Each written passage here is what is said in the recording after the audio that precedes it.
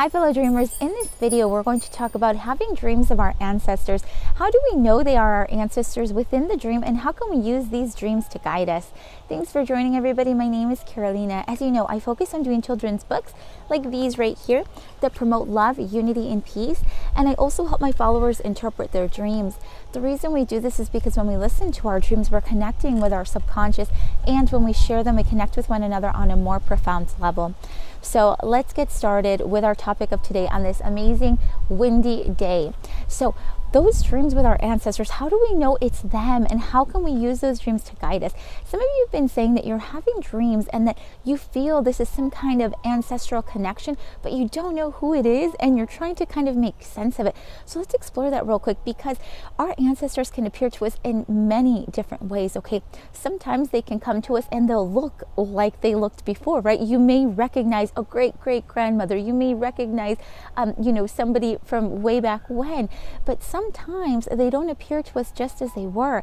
Sometimes they appear to us completely different, but it's like their essence and their energy is letting us know who they are. So be open to that. Remember, dream state is going to show you things in the best way possible for you to understand who it is. So even if this person looks different, if you feel their essence and their energy, that they are a particular person within your family line, accept that, because your inner being knows exactly who they are. Now, whichever way it is that you see them, let's talk about how they can appear in dream state and how that can guide us in particular. So let's talk about those past dreams, okay?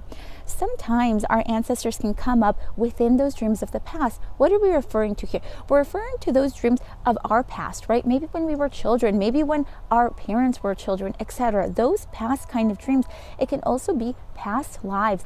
And remember this, if you're open to all of this information, it could also be the life itself of your ancestor. There's a way to kind of peek into that if your inner being feels that that information will help guide you and help you within what is going on with waking state. So remember, if you're having them pop in within these past lives, remember that they are here to guide you, and it's for us to learn something from that particular situation.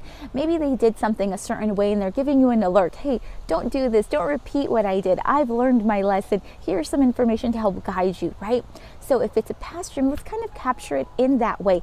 Let's always try to look at the loving message that they are here to provide us. Because remember, now that they have passed, now that they're no longer in this world, they are their full loving energy. So whatever it is, however it is that they come to you, they are going to provide you some information that is loving and that will help guide you. So let's remember that before we interpret the dream, we move to that loving energy, so that way we can connect with them on that level and understand what the message it is that they're trying to deliver to us. So that's the past things. Now let's move on to present dreams. If you're having a dream where you see yourself just as you are, everything is present time, everything is like it is now, but your ancestor, you're connecting and you feel, this is my ancestor, this is somebody from my life, from my family line from way back when. If you see them in a present dream, then that is a very important alert to put attention on whatever situation it is in this present time. They are guiding you with that. So if they appear to you just as you are now, there is some guidance you need in whatever is currently going on in waking state that they're here to help you with, okay? So now if you're able to have a dream where you're lucid, remember those lucid dreams are those where we can control, we can move things, we can ask whatever it is that we want. So if you're able to have a present dream with your loved one, you can ask them those kinds of questions to clarify why they're visiting you in this present dream. Now, if we're moving down the line, remember, we've got those future dreams, those premonition dreams. It is absolutely possible, and it's so amazing when a loved one, an ancestor, appears before you in dream state for a premonition dream, because this is them literally looking out for you, literally jumping into the future with you and saying, look, this is what can happen. This is a potential of the future. Pay very close attention to what it is that they say to you, but more importantly, how they're making you feel about that situation that you're seeing, about the information they're presenting before you. Whatever it is that you're feeling, that is the guiding system, okay? So remember that very, very particular for those future dreams, because sometimes when we have those future dreams, sometimes we can be a little bit fearful. We're like, oh no, this is going to happen, or oh no, this is not going to happen, right? But let's remember that we have to move to that loving energy so that way we can accept their guidance with that same kind of energy and know what to do. Whenever we let go of that fear, we're able to see the true meaning of the dream, and we're able to really accept their guidance. Okay. Now, remember, finally, there are those various dimensions in dream world. Those dimensions are kind of like peeking into other worlds to see, wow, this is what's going on over there. This is what's going on over here. Some of us have been able to do that, and the reason that that is a good thing is because it lets you open your mind to more than this world, right? It lets you look at infinite possibilities. If your ancestor pops into one of those dreams, again, let's pay attention to how we're feeling. Let's pay attention to what they're showing you. Let's pay attention to who else is with you in that room.